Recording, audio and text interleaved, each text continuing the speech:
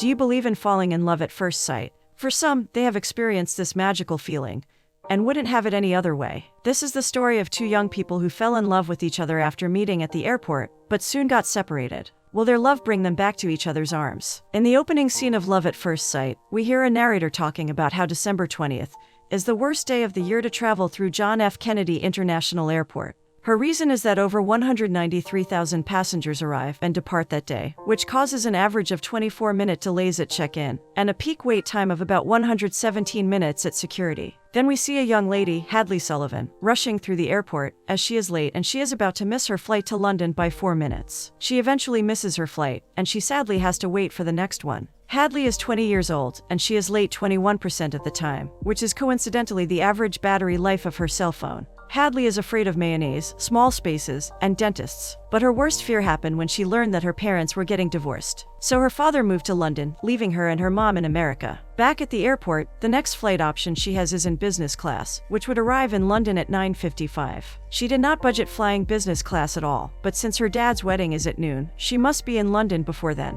So she calls her dad to inform him of her predicament, and he promises to reimburse her even though she feels reluctant about it. After buying the ticket, she has to wait at the airport. Since she has a habit of having a low battery, she heads over to charge her phone, but the last socket that is open is not working. While trying to pack her bag, a fine young man offers her his charger. As they gaze into each other's eyes, they feel an instant connection. The young man is Oliver Jones, and he's 22 years old. Unlike Hadley, he is on time 94% of the time, which is also coincidentally the average battery life on his mobile phone. As for his fears, he is afraid of germs, the dark, and surprises. His parents are role players in Shakespeare's plays. While on one of their surprise plays at home with young Oliver and his brother, their mom suddenly became ill. Upon diagnosis at the hospital, it was discovered that she had cancer. This was what made Oliver decide that he would never experience a surprise like that again. This also influenced his life henceforth, and he turned to statistics. Even while in school, he was always researching data of everything connected to human life. His goal is to ensure everything is predictable, and nothing should catch anyone by surprise. Back to the present, Hadley smiles at his offer and informs him that she doesn't share electronics until the third date. Oliver insists. Then he begins to talk about data related to phone batteries. This makes Hadley think he is a tech bro, but he informs her that he is a math geek, and he is studying statistics at Yale. They hit it off pretty well. After conversing for a while, Oliver learns that Hadley missed her flight. They go ahead to get some food. While eating, they get to know more about each other. They both hate mayonnaise, making them further talk about their individual top 3 lists of things they hate. While talking, Oliver's brother Luther calls him, and he reminds him to pick him up from the airport right on time. When Luther mentions surprising him, Oliver is seriously against the idea, but his brother insists. After ending his call, Oliver gets back to Hadley. He wonders why she is getting on almost a 7-hour flight, since she is claustrophobic. Hadley reveals she is going to a wedding. Meanwhile, when she asks his reason for traveling, Oliver deflects. Right at that moment, their flight is called. So they rush to board before Hadley misses her flight again. Luckily for them, they are not late. However, on the plane, Hadley stops at the business class section, while Oliver has to go further back. While settling in, Oliver realizes that his seatbelt is broken and calls the attention of the air hostess. Without seats left in the economy section, Oliver has to be moved to business class, just right beside Hadley. This is such a huge surprise for them. It appears the universe has more surprises in store for them. Hadley watches in amusement as Oliver uses a wipe to clean the seat, while backing his action up with a made-up statistic. As the plane is taking off, Hadley grabs Oliver's hands, and seeing how scared she is, he engages her in a conversation to distract her and help her forget the situation. And it works. She appreciates him. Soon they can move around, and Oliver helps an older lady with her luggage. The lady assumes they are a couple, and compliments Hadley for having a good boyfriend. She asks how they met, and Oliver quickly narrates how they met earlier, with Hadley adding to it. The lady is impressed by their supposed love story. Oliver asks about the wedding she is attending, and Hadley reveals that she is on her way to her dad's wedding to a woman she has never met before. This surprises Oliver, and Hadley explains that it started when her dad was teaching poetry at Oxford, but soon fell in love with another woman named Charlotte, and filed for divorce from her mom. Now, he is making her fly across the ocean to be at his wedding. Oliver tries to convince her that 50% of marriages end in divorce. But Hadley believes that real love is about finding someone who would hold your hand when life gets rough, and not about an elaborate wedding. However, Hadley believes weddings are promises. Hadley asks Oliver the reason for his traveling, but the air hostess interrupts them, asking what they would like to eat. This makes Oliver make a joke that it'd be their second dinner date. Later on, Hadley brings out a big Charles Dickens book. This catches the attention of Oliver, who is amazed she is a Dickens fan. But Hadley reveals that it's sort of a ritual she had with her dad, where he gave her the books he loved, and she would read them and love them too. However, this particular book was given to her after the divorce, so she has not read it. Because of all the betrayal, and he was remarrying someone else, she was not motivated to read it one bit. However, she opened it and read a sentence her dad underlined. Is it better to have had a good thing and lost it, or never to have had it? She reveals to Oliver that she plans to give it back to him without reading it. After watching a movie, Hadley sleeps, while Oliver is writing something. He remembers when he was leaving for school, and his mother and brother saw him off to the airport. His mom had a hard time watching him leave, but she wished him a grand adventure. Hadley wakes and sees him writing. Then she asks if he is preparing for a best man speech, and he smiles without giving a direct answer. Then he advises her not to return the book to her dad, because they used to be very close, and he believes she will eventually forgive him. They talk about his brother and family. He reveals that his mom got sick when they were young, and this affected the brothers differently. From the look of things, Oliver was affected the most. Hadley worries about his mom's health, and he tells her that she was in remission for 14 years, but it came back.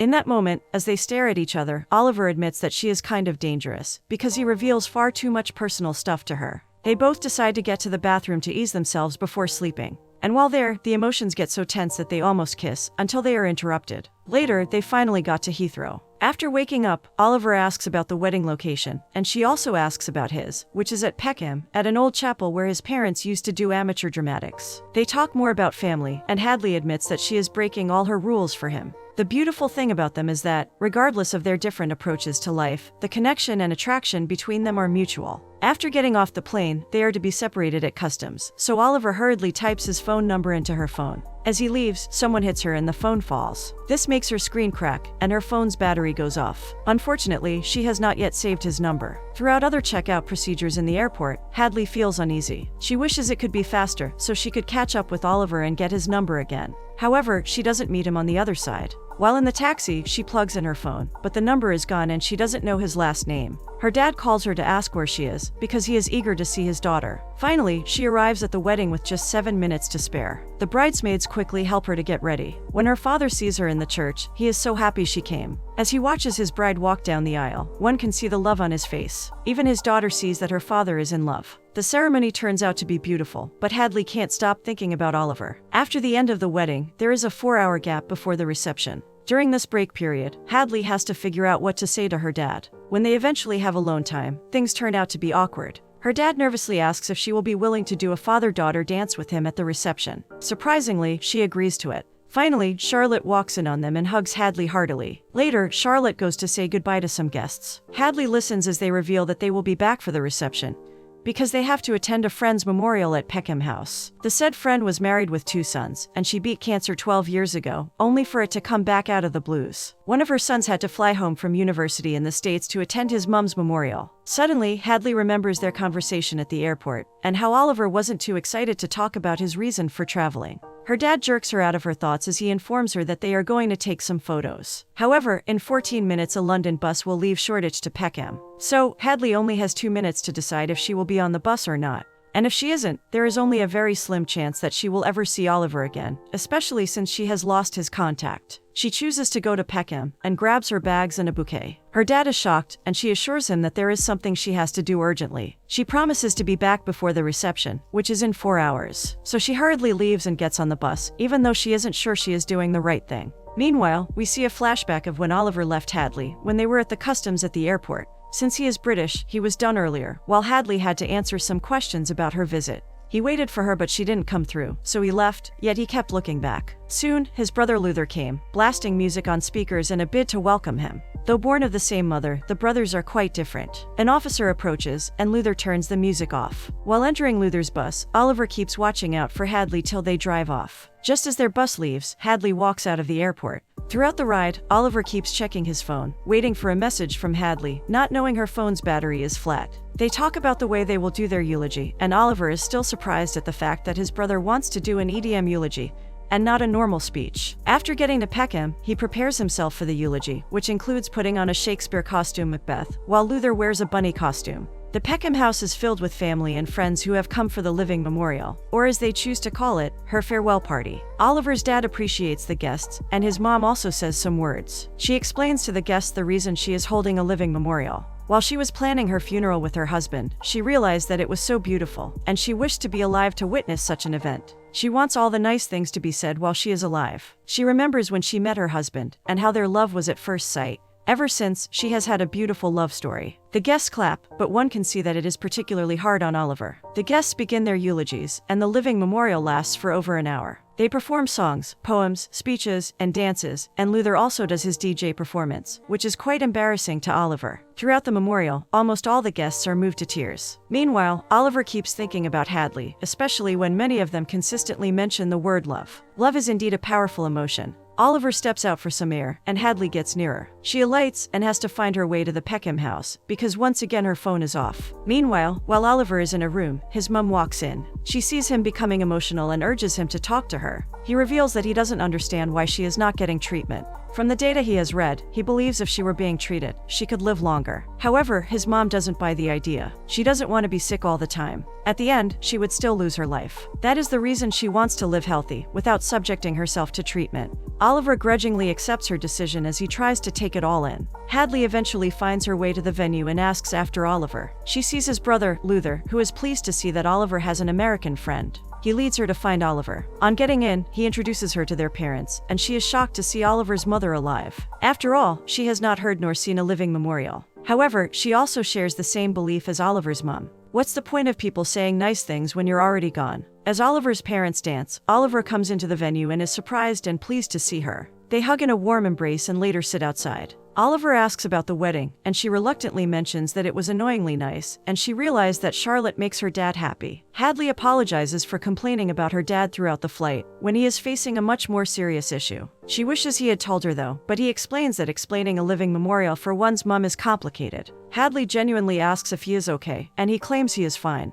He even replies with statistics, and she wonders why he uses numbers to hide his true feelings. In that moment he leans in for a kiss, but Hadley refuses, because of the situation of everything happening. She urges him to let out his feelings, and Oliver begins to go all out in an unpleasant way. He even mentions that maybe the reason he isn't sharing any of his emotions with her is because he doesn't want to spill his guts to some girl he just met on a plane. Ouch, that hits Hadley hard. Luther informs Oliver to come for his speech, as people are starting to leave. Hadley starts to leave, stating that it was stupid for her to come. Oliver apologizes, but she insists on getting back. However, as Hadley leaves, he realizes that she left her bag behind. So he takes it. Maybe this will give him a second chance with her, who knows? Back inside the theater, Oliver begins to read his speech, which is filled with statistics of his mom's life. Staring at Hadley's bag at his feet, he decides to follow her advice and pour out his real emotions. He confesses that he has always attached numbers to things to help him make sense of things he can't explain. But now he realizes attaching numbers to his mom's life does not make sense. Meanwhile, Hadley tries to find her way back, and she realizes that she has forgotten her backpack.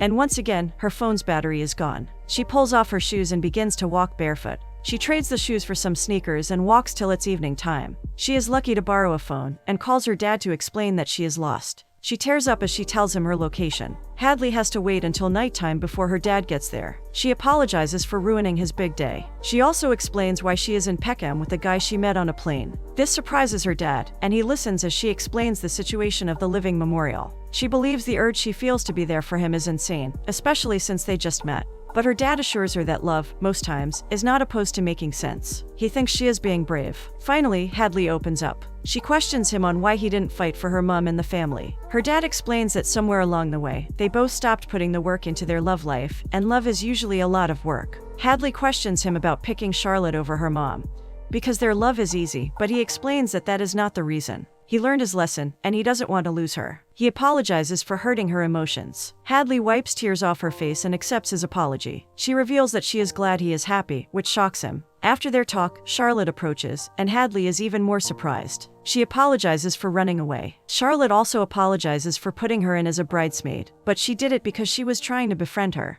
Back at the memorial, the event has ended, and Oliver and his family are sitting together. They mention that they like Hadley, and for her to have come to the memorial means that she likes him too. Oliver tries to defend himself that long-distance relationships don't often work out. Luther suggests that Oliver gets Hadley's bag to her, but he doesn't know her location. Soon Luther sees the Charles Dickens book, and they see a copy of the wedding invite with the location in it. Voila, a solution has come to getting the wedding location. But will he make the move? We shall see. When Oliver is left alone with his dad, he tells him that if he knew the odds that his mother would get cancer when he fell in love with her, he would still have fallen in love with her. That is, to tell him that it is better to have loved than not love at all. In the next scene, the reception begins and the newlyweds have their dance. Hadley also gets to dance with her father. He is pleased that she is there and even proposes that she stays for Christmas if she wants, although it won't be the same as it was with her mom. Finally, she gets the meaning of the paragraph: is it better to have had a good thing and lost it, or never to have had it? They dance heartily, and she finally feels the love that exists between them before the divorce with her mom flow again.